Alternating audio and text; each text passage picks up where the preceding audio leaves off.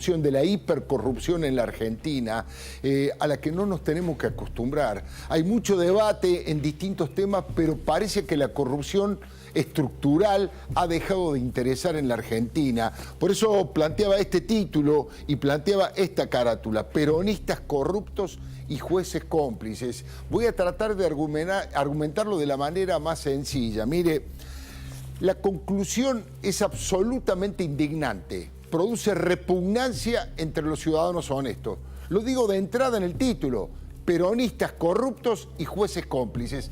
La verdad es que quedó al descubierto uno, pero solo uno, de los sistemas de corrupción que utilizan los legisladores peronistas de la provincia de Buenos Aires, pero dos jueces vinculados al masismo y al kirchnerismo, mediante un fallo insólito y aberrante, voltearon la causa para proteger a los autores materiales y, obviamente, a los autores intelectuales de estos delitos. El diario La Nación lo destacó con su principal título de tapa. Ahí lo estamos viendo: escándalo judicial. Anularon la causa por los cobros ilegales de la legislatura. Y el diario Clarín fue por el mismo camino. Escándalo. Anulan las pruebas de las tarjetas de la corrupción y aclaran abajo, en la bajada, que liberaron al puntero masista que había sido atrapado con 48 tarjetas de débito. Mire, le voy a hacer una crónica muy sintética de los hechos. Julio Rigau, o Rigó, alias Chocolate, fue detenido por la policía en un cajero automático del Banco Provincia, ubicado en el centro de La Plata. Se trata de un empleado de la legislatura que retiraba dinero con tarjetas de 48 personas que figuran como trabajadores. Figuran, pero en realidad no trabajan. Solamente prestan sus identidades a cambio de la obra social y de la jubilación, ¿no? El sueldo es de 580.000 pesos mensuales y se lo llevaba Chocolate a sus jefes, que todavía no fueron identificados. Eso hacía Chocolate. Las versiones dicen que hay muchos autores materiales de estas estafas y que los autores intelectuales, bueno, son las máximas autoridades de los partidos en las provincias y en este caso de la Cámara de Diputados. Esta era una excelente oportunidad para mostrar con todos los detalles un mecanismo ilegal de financiamiento que se practica desde hace tiempo. Se dice que estos delincuentes no tendrían solamente la camiseta del peronismo en todas sus variantes. Dicen que también participan funcionarios de los partidos opositores, que por ahora están guardando un silencio sospechoso demasiado parecido a la complicidad. ¿Qué pasó con Chocolate? Lo agarraron con las manos en la masa y fue a la cárcel. Ahí estamos viendo. Hay videos que muestran cómo perpetró el delito. Ahí lo pueden ver ustedes. Todas las variantes del justicialismo bonaerense entraron en pánico por temor a que este preso, Chocolate, angustiado, quebrado, contara con lujo de detalles el funcionamiento de las cajas negras del dinero sucio. ¿Qué hicieron?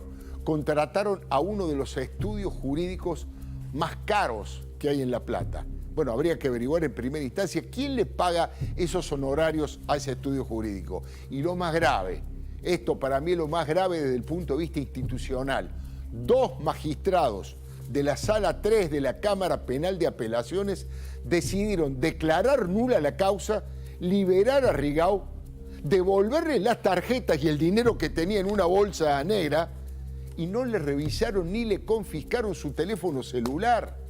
Faltó que le dieran una medalla y un beso, ¿eh? El voto de los doctores Juan Benavides y Alejandro Villordo argumentó que todo estaba viciado de nulidad porque la policía había requisado a Chocolate sin una orden previa de justicia, una orden previa por parte de la justicia. ¿Sabe qué es eso? Un delirio cómplice, porque eso tira abajo toda la investigación. Ahora, uno de los constitucionalistas más prestigiosos, el doctor Daniel Sapsay, fue contundente al respecto. Dijo: es un fallo aberrante que consideren que la policía violó la intimidad al revisarlo y detenerlo. Es un disparate. fue sorprendido infraganti, es decir, mientras se estaba cometiendo el hecho. No hay tiempo de esperar la orden de un juez. Y dice Sabzai, se trata de una interpretación ultra zafaronista. Bueno, lo llevo al castellano. Otra vez los jueces del lado de los delincuentes. Otra vez los jueces del lado de los delincuentes. Otra vez la sociedad honrada debe digerir un robo pornográfico con protección judicial.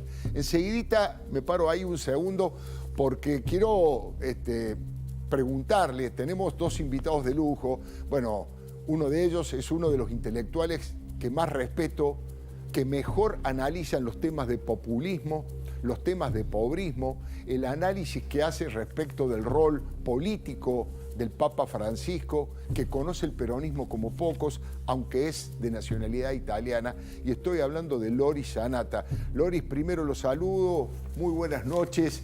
No digo que opine del tema tan fino de esta corrupción, pero sí me gustaría una mirada, aunque sea breve, respecto de lo que significa esta relación entre los populismos y la corrupción estructural, porque esto no es un hecho casual, sino que es un sistema de corrupción que funciona. Buenas noches, Loris.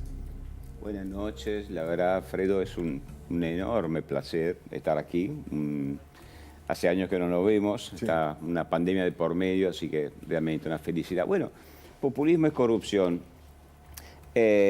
Obviamente, la corrupción lamentablemente no es un monopolio del populismo. La corrupción me temo que acompañará la vida colectiva de los hombres siempre. Pero claro que los populismos tienen menos instrumentos para combatirla y tienen más instrumentos para acompañarla. Primero, menos instrumentos para combatirla porque obviamente el populismo tiende a destruir el equilibrio de poderes, los controles. Generalmente en la visión del populismo, su propio pueblo se transforma en todo el pueblo y por lo tanto hacer un pueblo puro, un pueblo perfecto, un pueblo de las orígenes, es un pueblo por definición que no comete delitos, no se puede investigar, ¿no? Y es moralmente superior, se basa en una superioridad de su pueblo que se enfrenta a una élite corrupta, que por supuesto es ella corrupta, pero el sentido de corrupción cambia de sentido en ese universo, ¿no? Es una corrupción de tipo moral. El corrupto no es el pueblo puro, es siempre la élite corrupta, cualquier cosa haga. Y finalmente se adueña del poder judicial. Esto lo estamos viendo, pero no solamente en la Argentina, es una tradición típica de todos los populismos. Si el pueblo del populismo es realmente el único pueblo legítimo, porque encarna la pureza originaria del pueblo, y entonces no hay razón para separar los poderes, no hay razón porque el poder judicial sea independiente del poder ejecutivo. Y lo vemos, esto termina lamentablemente en una corrupción profunda e inextricable, porque no hay quien pueda districar este escándalo. Lo que vimos ahora, lo que presentaste, yo no lo conocía, y además tiene, como siempre, estas cosas, ¿no? Tiene la tragedia mezclada con la comedia. El señor Chocolate, vamos, es tan ridículo.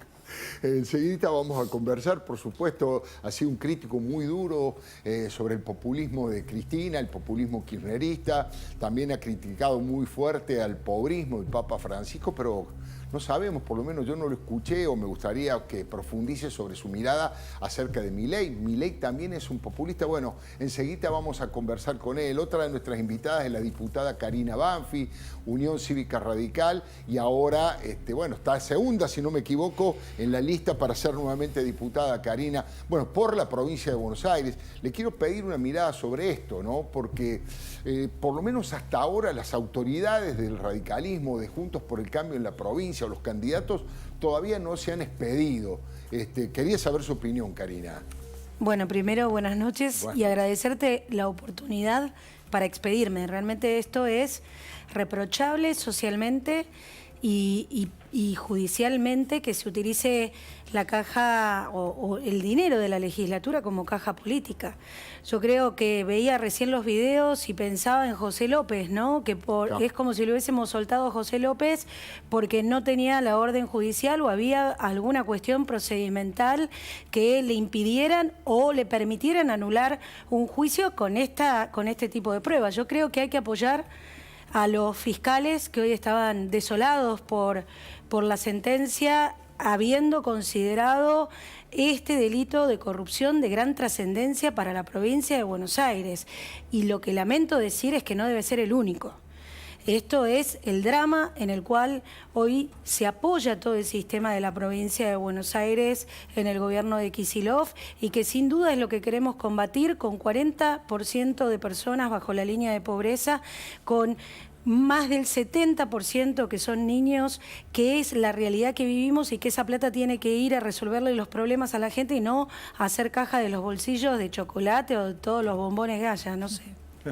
Chocolate por la noticia o chocolate amargo. Enseguida vamos a seguir conversando de todos los temas, por supuesto con la diputada Karina Banfi, están mis compañeras Débora Plager, Silvina Martínez, también con temas muy fuertes, porque Débora nos va a contar cómo ha sido este acto de tantas personas que Milei organizó junto a Luis Barrionuevo, más allá de que Barrionuevo no estuvo en el acto, y a otros dirigentes sindicales. Enseguida nos va a contar todos los detalles de qué se dijo ahí, cuál es esa estructura, y por supuesto Silvina Martínez en otro hecho absolutamente increíble, que es una operación de compras de camionetas que se hizo en AISA, que ustedes saben es conducida por Malena Galmarini, la esposa del candidato a presidente Sergio Massa. Recién Karina Banfi hacía una referencia a José López y a los bolsos. Bueno, se adelantó, me expolió parte de la columna que ahora viene, porque obviamente uno se le ocurre emparentar, linkear, como se dice ahora, con eso. Hay dirigentes opositores que están estudiando la posibilidad de llevar a juicio político a estos jueces para destituirlos. Estoy hablando de los doctores Benavides y Villordo. Ambos tienen una línea directa con Julio Alac, el ministro de Justicia y ahora candidato a intendente de La Plata. Uno fue designado por Axel Kicillof y el otro, bueno, viene de la época de Felipe Solá. El masista, dirigente masista Raúl Pérez, tiene trato cercano con el doctor Villordo. Ahora, en su voto en disidencia, el otro camarista, el que votó en disidencia, Juan Cruz Mateo, fue nombrado a propuesta de María Eugenia Vidal. Y él hace una advertencia en uno de los párrafos del voto que vale la pena leerlo. Dice, advierte sobre el estrépito social o sobre el desconcierto y el descrédito que este fallo puede provocar en el común de la gente. Y bueno, tenía razón, ¿no? Porque el flamante liberado Julio Rigau milita en el Frente Renovador de Sergio Massa y tributa al concejal Facundo Albini. Chocolate es un perejil, pero es la punta de la cuerda de la que hay que tirar.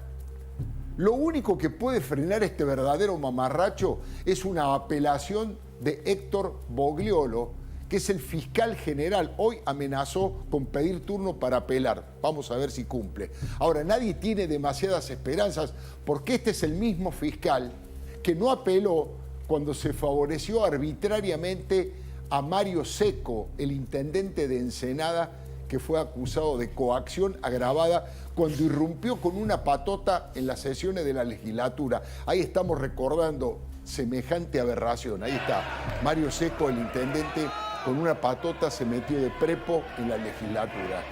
Bueno, y este fiscal no apeló cuando lo privilegiaron o cuando lo premiaron. Ahora, por ahora, las máximas autoridades de la Cámara de Diputados no han dicho una sola palabra. Deberían estar a la cabeza de los reclamos de que se investigue hasta las últimas consecuencias. Al parecer, algunos tienen miedo de encontrarse con un espejo, ¿no? Ellos son Federico Termín, que es el presidente de la Cámara, responde a Martín Insaurralde, jefe de gabinete de Kicillof, otro cristinista histórico como Carlos Cuto Moreno, un jefe del partido de Massa, del Frente Renovador, como Rubén Slayman, y dos integrantes del PRO, estamos hablando de las autoridades, como Adrián Urrelli y Fabián Perechotnik. La justicia tuvo un penal, hablando de fútbol, para derrotar a la corrupción y lo tiró afuera a propósito. Y todo se descubrió de casualidad, por una denuncia del guardia de la Plaza San Martín ante la queja de una señora molesta por tanta espera que tenía que hacer en el cajero automático. Además, Hernán, un joven en situación de calle que dormía en el cajero, es una película de Netflix, ¿no? Una serie de Netflix. Hernán dormía en el cajero, lo denunció varias veces y bueno, era una persona en situación de calle, no le llevaron el apunte, no le dieron importancia. Incluso Hernán le pidió a Chocolate plata para comer. No, no tengo plata, le dijo Chocolate. Y frente a esa negativa, el señor en situación de calle le dijo, tránsfuga, ahí en esa bolsa tenés una banda de plata. De esa manera se reveló el choreo también, acá vuelvo a Karina Banfi, de José López, con sus bolsos repletos de millones de dólares de la corrupción. ¿Se acuerda? Un vecino fue el que avisó que algo raro estaba pasando en ese falso monasterio donde quería esconder las evidencias de sus robos para la corona. Para el final, algunas preguntas y una esperanza. Las preguntas: ¿quiénes son más corruptos? ¿Quiénes le hacen más daño a la democracia? ¿Los funcionarios de la legislatura que roban nuestro dinero o los jueces que los protegen? La esperanza: ojalá los dirigentes más importantes de la oposición se pongan a la cabeza de este caso y no tengan miedo de perforar y dinamitar un esquema que despide el nauseabundo olor de la putrefacción política. Le doy mi palabra y le dejo palabras del Mahatma Gandhi que hoy tienen más valor que nunca, ¿no? Mañana, sí, mañana tal vez tengamos que sentarnos frente a nuestros hijos y decirles que fuimos derrotados, pero no podremos mirarlos a los ojos y decirles que viven así porque no nos animamos.